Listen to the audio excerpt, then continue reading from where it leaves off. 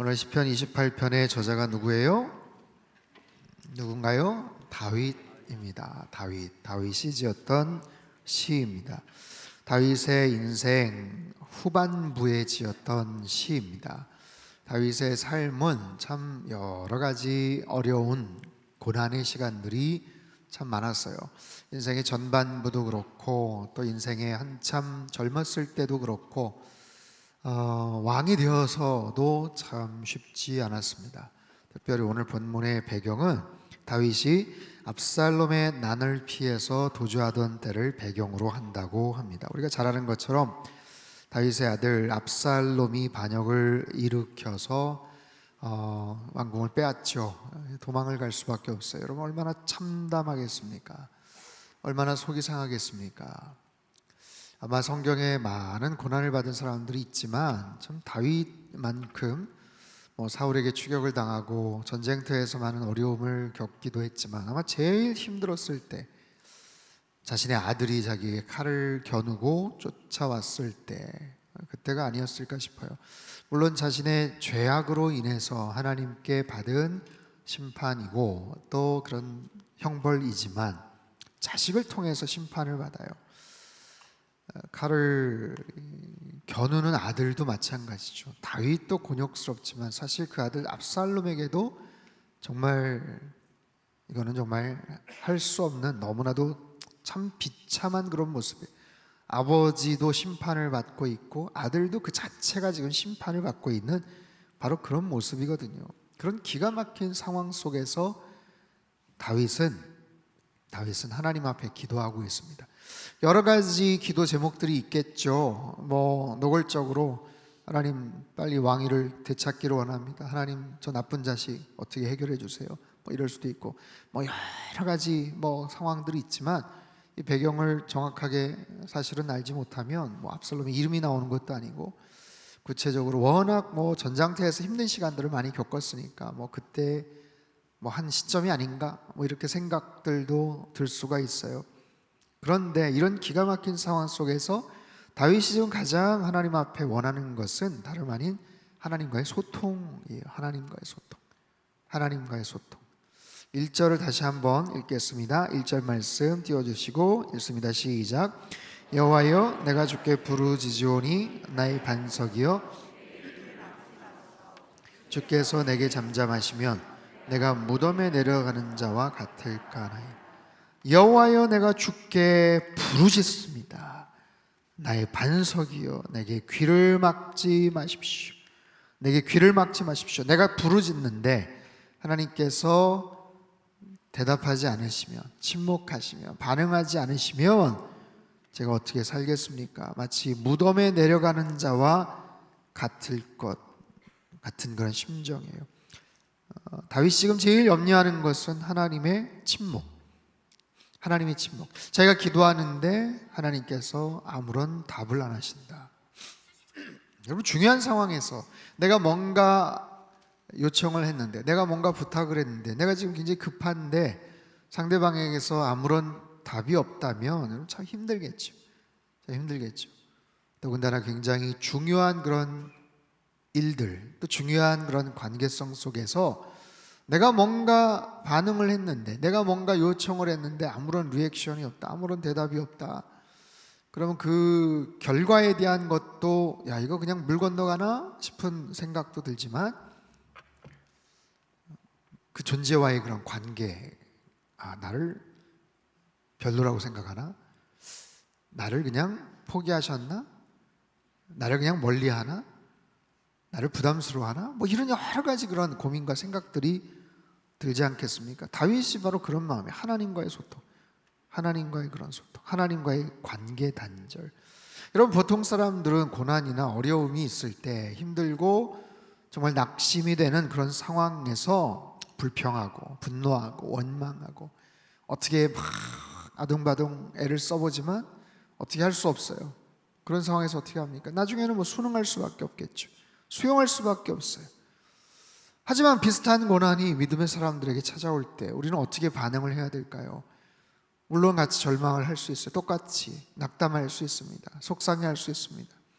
하지만 하나님의 사람들은 기도해야죠. 기도. 그 끝자락에서 포기하고 낙담하는 것이 아니라 하나님 앞에 기도로 나가야죠. 기도로. 하나님 앞에 기도하는 거예요. 다윗은 기도를 포기하지 않습니다.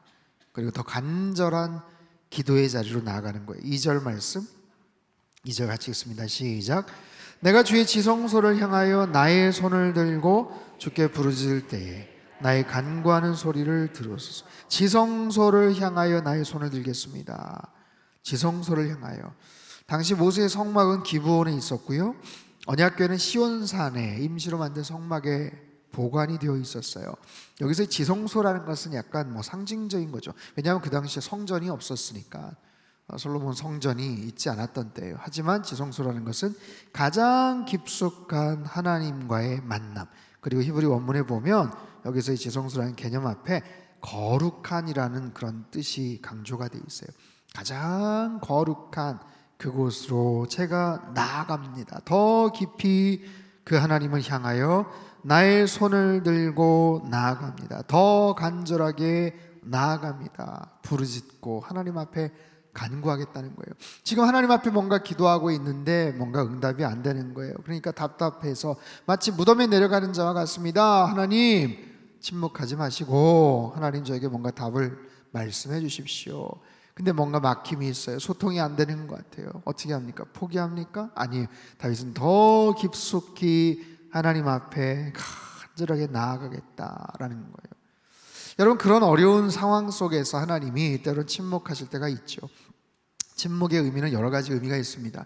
거절의 의미도 물론 있어요. 하지만 하나님께서 기다려라 라는 사인일 수도 있고, 때로는 우리의 마음을 테스트하실 때도 있어요. 네가 어떻게 하나 보자 라는 거예요. 그럼 거기서 그냥 침묵하고 아닌가 보다 하고 돌아서는 그런 상황도 있겠지만, 그게 아니고 하나님 앞에 더 깊이 간절하게 매달리기를 하나님이 원하시는 그런 경우들이 있어요. 오늘 본문의 다윗도 마찬가지입니다.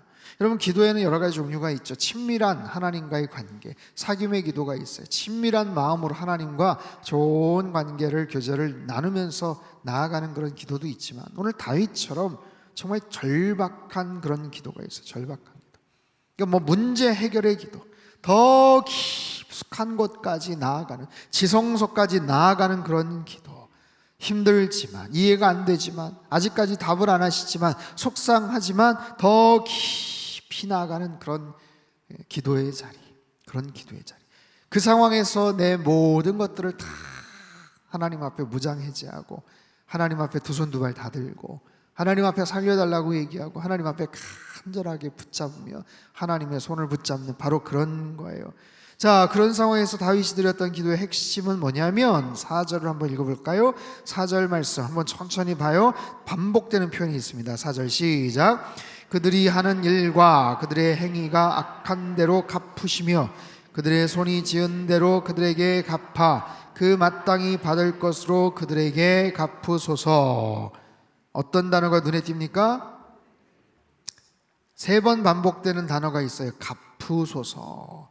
갚아달라는 거예요. 하나님 갚아주십시오. 악한 대로 갚아주십시오. 그들에게 갚아주십시오. 어떻게 보면 압살롬에게 하나님께서 벌하십시오 이런 의미도 되지만, 이건 전체적인 의미에서 압살롬뿐만 아니라 그 악한 여러 가지 정황들, 상황들을 하나님께서 판결해 주십시오, 하나님께서 해결해 주십시오라는 거예요. 어떤 측면에서 볼 때 하나님께서 직접 처벌해 주시고 복수해 주십시오, 그런 의미이기도 합니다. 여러분, 이거는 다윗이 어떤 특정한 상황 속에서 했던 그런 기도지만 우리가 배울 수 있는 게 있어요. 때로는 다윗처럼 곤란에 빠지고 어려움에 빠지고 내가 어떻게 해볼 수 없는 그런 벅찬 상대가 있어요. 아니면 정말 속상한 그런 일들이 있어요. 그래서 정말 화가 머리끝까지 치밀어 오르고 가슴 막 그냥 차오르는 그런 상황 속에서 때로는 그냥 내 안에 막 복수심이 가득 차고 내가 그냥 팔 걷어붙이고 가서 끝장을 내겠다 하는 막 그런 상황이 놓여 있지만, 하나님은 진정하라고 원하세요. 하나님께서 너 진정해. 그리고 나한테 그냥 기도해. 그리고 복수는 나의 것, 복수는 하나님의 것이다. 보복을 하나님이 해주시겠다라고 얘기해요. 자, 묻겠습니다. 여러분, 복수를 할 수 있는 상황이 됐는데 그런 기가 막힌 상황에서 내가 해야 속이 시원할까요? 아니면 하나님께 맡길까요? 여러분 어떻게 생각하세요? 기회가 있어요, 기회가. 여러분 어떠세요? 내가 하는 게 좋을까요? 그냥 속 시원하게 그냥 내가 한번 그냥, 하나님 자꾸 하나님이 하시겠다고 그러세요. 어떻게 해요? 아유 뭐 하나님이 하세요. 제가 그냥 해버리죠. 그냥. 어떻게 생각하세요? 여러분, 그 참 미묘한데 하나님께서는 복수를 하나님께서 하시겠다 말씀을 하세요. 우리는 직접 우리가 손을 대고 싶어하고, 다윗의 어떤 상황 속에서 다윗이 직접 칼을 들기를 원하고, 그렇지만 하나님은 그렇지 않으세요. 왜냐하면 하나님 우리를 아끼셔요. 왜냐하면 너 잘못하다가 너가 다쳐 라는 거예요. 너가 다쳐. 그리고 너의 그 복수가 또 다른 악이 될 수 있어 라는 거예요. 너무 지나치면. 그리고 한다고 괜히 나섰는데 제대로도 못하는 경우도 있어요. 그럼 더 속상해. 그렇죠? 내가 하겠다고 나섰는데 알고 봤더니 아이 뭐야 더 해야 되는데 뭐 이런 뭐 그런 경우들도 있는 거예요. 그러니까 여러 가지 복잡한 게 있어요. 그래서 하나님께서는 복수는 나의 것이다. 내가 복수하겠다. 내가 보복하겠다. 여러분 구약의 율법에 뭐 눈은 눈으로 이는 이로 뭐 이런 굉장히 어떻게 보면 잔혹한 이제 그런 어떤 율법인 것 같은데 이제 그것도 마찬가지예요. 복수를 잘해야 된다는 거예요. 그리고 정확하게 해야 된다는 거예요. 정확하게 해야 된다는 거예요. 너 억울한 일이 있는데 왜 그거밖에 못했어? 일 수도 있고요. 너 그 정도 했는데 너 지나치게 오버한 거 아니야? 라는 거예요. 부추기고 권고하는 게 아니에요. 야, 눈은 눈으로 해야지, 이는 이로 해야지. 그게 아니고 똑같이 갚아줘야지가 아니고 정확하게 해야 된다는 거예요. 정확하게. 그만큼 예민하고 그만큼 어렵다는 겁니다. 여러분 보십시오. 우리가 살아가면서도 뭐 그런 거 있죠. 정당방위. 그것이 정당방위냐 아니면 과잉방어냐 헷갈릴 때가 있어요. 오래전에 남양주의 한 가정집에 도둑이 들었는데 50대 중반의 도둑을 방어를 하고 어쩌고 하다가 그 집 아들이 20대 아들이 둔기를 들고서 이렇게 딱 했는데 도둑이 그냥 맞고 뇌사 상태가 됐어요. 때린 20대는 과잉방어로 1년 6개월 징역을 삽니다. 여러분 어떻게 생각하십니까? 분명히 정당방위인 것 같고 침입한 도둑이가 안 그랬으면 되게 위험할 수도 있는 그런 상황이어서 어쩔 수 없이 보호하고자 하는 마음에서 했는데 그만 이 도둑이 아주 크게 다친 거예요. 몸싸움을 하다 크게 다친 거예요. 그래서 그것이 좀 화제거리가 된 적이 있었어요. 이거 너무한 거 아니냐, 어쩔 수 없이 그랬던 거 아니냐. 근데 보세요, 여러분 정당방위가 된다는 것은 되게 어려운 얘기입니다. 몇 가지 조건이 가능한데 일단은 철저하게 방어 행위여야 되고요, 상대방을 도발하지 말아야 되고요, 세 번째 먼저 폭력을 행사하면 안 되고요, 그리고 가해자보다 더 심한 폭력은 또 안 된대요. 그리고 흉기나 위험한 물건을 또 사용하면 안 돼요. 뭐 할 게 없어. 할 게 없어요. 그리고 상대가 때리는 것을 그친 뒤에 폭력은 또 안 된다. 뭐 언제 그걸 다 따지고 합니까? 그 상대의 피해 정도가 본인보다 심하면 안 된다. 뭐 전치 3주 이상의 상해를 입히면 안 된다. 그거 어떻게 따져? 이게 3주냐, 이게 4주냐, 이거 뭐 어떻게 따져요? 이게 되게 어렵습니다. 그래야 정당방위가 성립이 되고 인정받는 거예요. 이게 어려운 거예요. 어렵습니다. 나는 억울하고 나는 속상하고 할 수 없어 내가 정당방위라고 얘기했는데 대부분 과잉방어가 될 가능성이 많고 완전히 덤터기 쓸 가능성이 꽤 많습니다. 여러분 다윗은요 사울에게 굉장히 억울한 일을 당했죠. 사울의 경우 10년 가까이 자신의 모든 공권력을 동원해서 다윗을 잡아 죽이겠다고 막 쫓아왔잖아요. 그런 상황에서 절호의 찬스가 2번이나 있었는데도 불구하고 다윗은 직접 칼을 들지 않습니다. 그리고 모든 상황을 하나님께 맡깁니다. 다윗이 그랬어요. 근데 하나님이 그걸 참 기쁘게 여기셨어요. 하나님께서 참 다윗을 그 모습을 귀하게 여기셨어요. 압살롬의 경우도 마찬가지입니다. 압살롬의 문제도 물론 자기가 잘못한 것에 대한 하나님의 어떤 심판의 의미가 있는데 그것도 하나님께 맡깁니다. 그리고 하나님 앞에 그저 기도하는 거예요. 가장 공정하게 하나님께서 갚아주십시오. 여러분 다윗이 3번이나 반복하죠. 갚아주십시오. 여러분 그 기도가 무력해 보입니까? 굉장히 어떻게 보면 약간 수동적이고 뭐야 하면서 막 그럴 수 있어요? 아닙니다. 굉장히 강력한 그런 기도입니다. 그것이 뭐 압살롬이든 아니면 다른 그 주변의 다른 여러 가지 상황이든 하나님께서 갚아주십시오. 하나님께서 심판해 주십시오. 다윗은 분명히 압니다. 하나님은 정확하게 이 모든 것들을 판결하시는 하나님이시다라는 것. 그리고 하나님은 능력이 있으셔서 내가 갚는 것보다도 더 정확하게 분명하게 하나님께서 갚아주실 것이다. 하나님의 손을 붙들라. 여러분 힘들고 어려운 상황 속에서 하나님의 손을 붙잡고 하나님의 손을 의지하며 사시기를 주님의 이름으로 축복합니다. 오늘 본문에는요 3가지 종류의 손이 등장을 해요. 먼저는 다윗의 손입니다. 2절 말씀을 한 번 더 같이 읽어보죠. 2절 말씀 시작. 내가 주의 지성소를 향하여 나의 손을 들고 주께 부르짖을 때에 소리를 들으소서. 나의 손을 들고 기도하는 거예요. 여러분 기도할 때 우리가 자주 손을 들고 두 손을 들고 주여 부르짖으며 기도하지 않습니까? 지성소를 향해서 더 깊숙하게 하나님을 의지하는, 이건 간절한 기도의 표현이에요. 그리고 겸손한 그런 기도의 표현입니다. 지난주 우리가 살펴봤던 출애굽기 17장에 모세가 아론과 훌의 도움을 받아서 손을 들고 했던 그 기도, 이것은 승리를 보장하는 바로 그런 그런 기도예요. 나의 손을 들고 하나님을 의지하면서 하나님 앞에 모든 것들을 의지하면서 나아가는 바로 그런 손입니다. 두 번째는 악인들의 손이에요. 4절 말씀 한번 읽어볼까요? 4절 시작. 그들이 하는 일과 그들의 행위가 악한 대로 갚으시며 그들의 손이 지은 대로 그들에게 갚아 그 마땅히 받을 것으로. 여러분 손은 참 많은 상징이 있는데 그들의 손 악을 행하는 손이죠. 죄를 지었던 손이죠. 피를 흘렸던 손이죠. 추악하고 더러운 그런 손을 의미합니다. 그 손으로 수많은 악을 집행하고 실행하는 거예요. 그 손으로 수많은 사람들을 때리고 아프게 하는 거예요. 그 악인들의 손. 악인들은 자신의 손을 의지합니다. 더 힘이 세지도록 단련을 하고 그 손에 더 날카롭고 막강한 무기를 들죠. 그리고 그 손을 휘둘르죠. 악을 행하죠.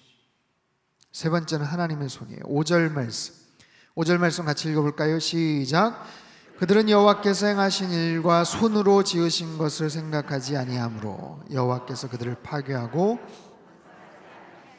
하나님이 행하신 일, 하나님의 손은 여러분 능력의 손인 줄 믿습니다. 하나님의 손은 창조의 손인 줄 믿습니다. 물론 하나님이 손이 달려있는 것 아니지만 다윗은 하나님의 행하심과 그 백성들에게 응답하셨던 놀라운 일들을 신뢰하면서 하나님을 찬양하는 거예요. 하나님의 능력을 신뢰하는 거예요. 하나님의 손을 붙잡고자 하는 거예요. 여러분 우리는 어떤 손을 붙잡고 어떤 손을 의지해야 될까요? 우리의 손은 어떠해야 될까요? 여러분 우리의 손을 가지고 많은 것들을 하죠. 일주일 동안도 많은 것들을 합니다. 내 손을 가지고 하나님께서 기뻐하시는 일들을 감당하고 하나님의 선한 일들에 대한 거룩한 도구로 쓰임받는 그런 손이 되어야 되겠죠. 힘들고 어렵고 뭔가 문제가 있을 때는 그 손을 들고 하나님의 손을 꽉 붙잡는 그런 믿음의 손이 되어야 될 줄 믿습니다. 그러면 그 하나님의 능력의 손으로 우리의 손을 붙잡아 주시고 그 못된 악인들의 손을 비틀어 주실 거예요. 꺾어 주실 거예요. 그것이 하나님께서 행하시는 하나님 나름대로의 어떤 방법입니다. 역사입니다. 자, 그렇게 하나님 앞에 간절하게 기도하고 하나님의 손을 의지했던 다윗은 결국 응답을 받습니다. 6절과 7절 말씀 같이 읽죠. 6절 7절 시작. 여호와를 찬송하며 내 간구하는 소리를 들으심이로다. 여호와는 나의 힘과 나의 방패이시니 내 마음이 그를 의지하여 도움을 얻었도다. 그러므로 내 마음이 크게 기뻐하며 내 노래로 그를 찬송하리로다. 아멘. 분위기가 확 바뀌었어요. 내가 여호와를 찬송합니다. 왜냐하면 하나님이 나의 간구에 응답해 주셨다라는 거예요. 그 하나님은 나의 힘이십니다. 나의 방패가 되십니다. 그리고 내 마음이 그를 의지하여, 내 마음이 하나님을 의지하여, 여러분의 마음이 누구를 의지합니까? 하나님을 의지하시길 바라요. 내가 온전히 하나님을 의지하는 것, 그렇게 도움을 얻었어요. 그러므로 내 마음이 더 크게 기뻐하고 내 노래로 그를 찬송하리로다. 여러분, 우리의 입술을 통해서, 우리의 삶을 통해서 하나님을 찬양하는 것들이 계속해서 울려 퍼져야 되지 않겠어요? 하나님을 찬양하고 기쁨의 고백을 행하는 거예요. 그리고 그의 찬양은 거기서 끝이지 않습니다. 기도 중에 경험했던 자신의 그 경험을 다른 사람에게도 소개를 해요. 8절과 9절 말씀, 8절과 9절 말씀을 같이 읽습니다. 시작. 여호와는 그들의 힘이시요 주의 백성을 구원하시며 주의 산업에 복을 주시고 또 그들의 목자가 되시어 영원토록 그들을 인도하소서. 그들의 힘이 되실 겁니다. 그들의 구원의 요새가 되실 겁니다. 나를 구원하시고 나의 기도를 응답해 주신 것처럼 같은 방법, 같은 마음으로 의뢰하고 하나님의 손을 붙잡는 자들을 하나님이 구원해 주실 겁니다 라는 거예요. 여러분, 다윗의 인생처럼 복잡다단한 인생이 없어요. 완전히 밑바닥에서 왕이 되었고 거기서 또 추락을 합니다. 정말 별별 희한한 여러 가지 상황들. 다윗의 마음속에 제일 기뻤던 때는 언제였을까요? 다윗의 마음을 가장 힘들게 했던 사건들은 어떤 사건이 있었을까요? 여러분, 다윗의 주변에서 다윗에게 위로를 주거나 다윗에게 기쁨을 줬던 사람들은 누구였을까요? 별로 없습니다. 가까운 사람들 다 생각해 보십시오. 그의 형제, 그의 아버지, 그의 와이프들, 또 자녀, 또 심지어는 사울은 자기의 장인이기도 하잖아요. 온 사방팔방에 적들만 있었어요. 마음을 정말 열어제치고 위로를 받을 수 있었던 사람 유일하게 요나단밖에 없었어요. 요나단밖에.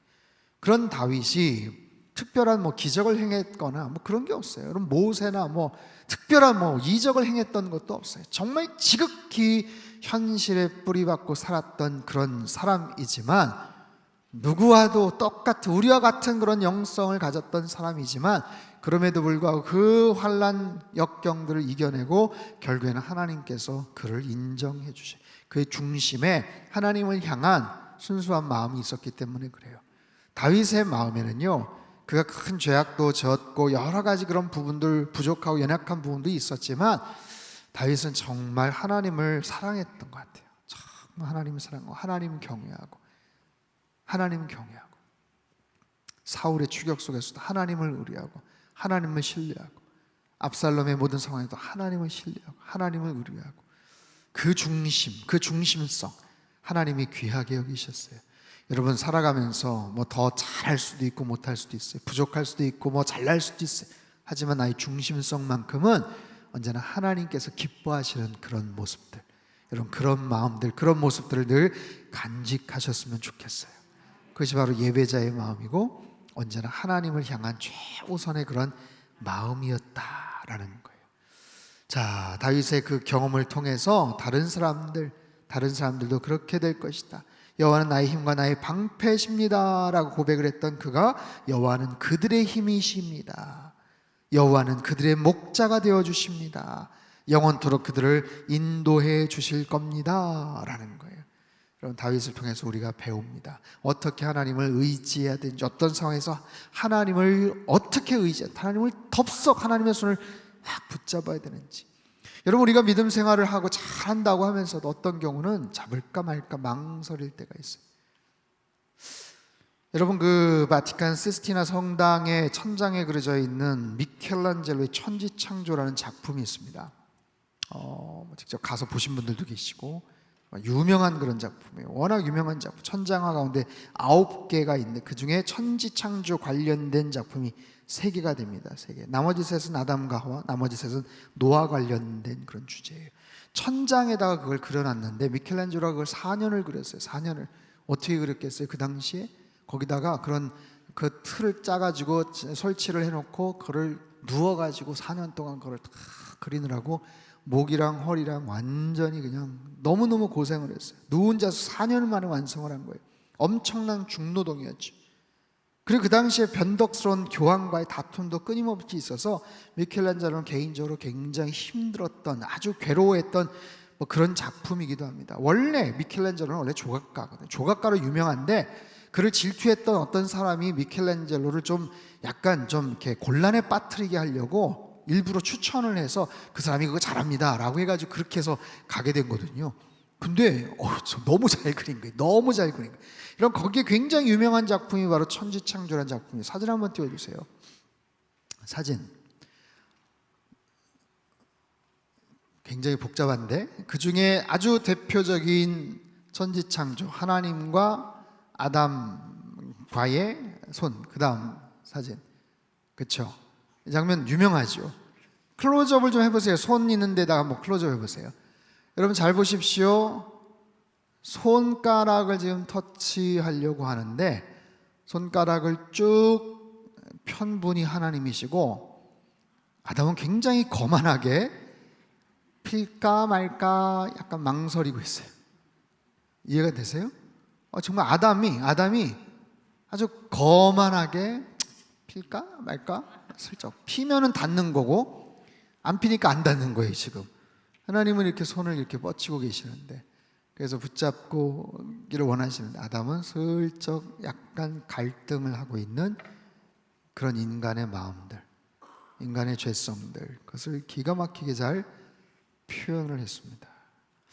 여러분 때로는 우리의 마음이 때로는 저와 같지 않나 싶어요. 하나님을 바라보고 있습니다. 그리고 하나님이 우리의 구원자이라는 것을 잘 알아요. 근데 어떤 상황에서는 나 자율적으로 행동하고 싶고 내가 그냥 나의 내키는 대로 살고자 하는 그런 마음. 아쉬울 때는 덥석 잡겠죠. 근데 어떤 경우는 괜찮고 살만하다 싶으면 빌까 말까 까딱까딱 망설이는 그런 심리가 우리 안에 솔직히 있더라는 거예요.